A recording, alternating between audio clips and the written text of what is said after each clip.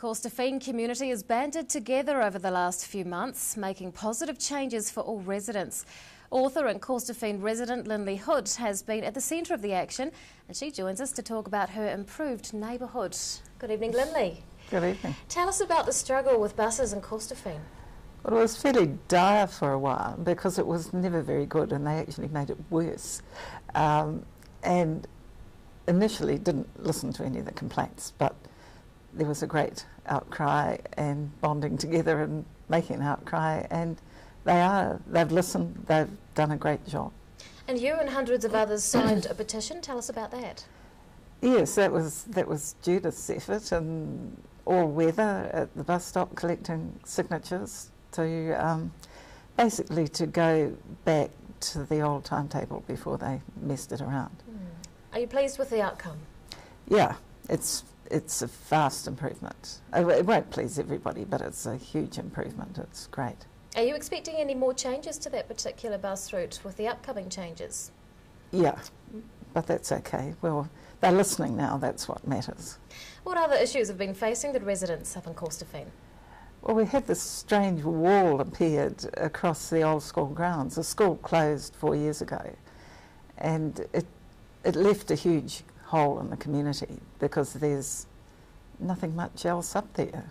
But there's a kindergarten and a childcare centre in the community hub, and suddenly this wall, 2 metres high, solid wooden wall, appeared around it.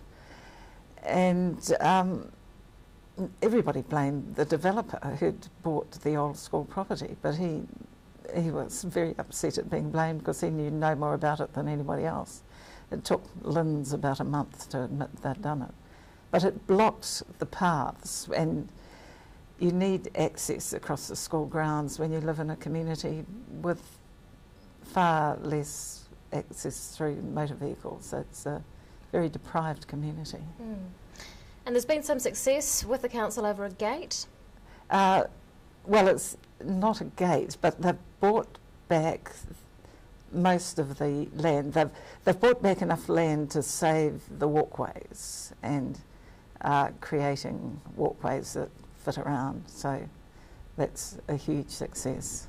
How has the community bonded over these issues? Well, all credit to the Kindergarten Association that funded the Corstorphine Hub, which has a whānau playgroup and a shared meal on 1 day a week, and Sport Otago come up and take activity classes. There's a huge amount happening in the hub. Are there any other problems within the suburb?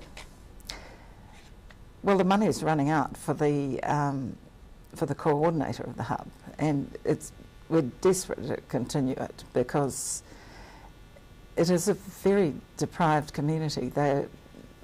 I counted out the numbers of the mesh blocks of people of high deprivation, and there are about 700 people up there who are at the highest level of deprivation in the country. What do you hope to see happen in Corstorphine over the next few years?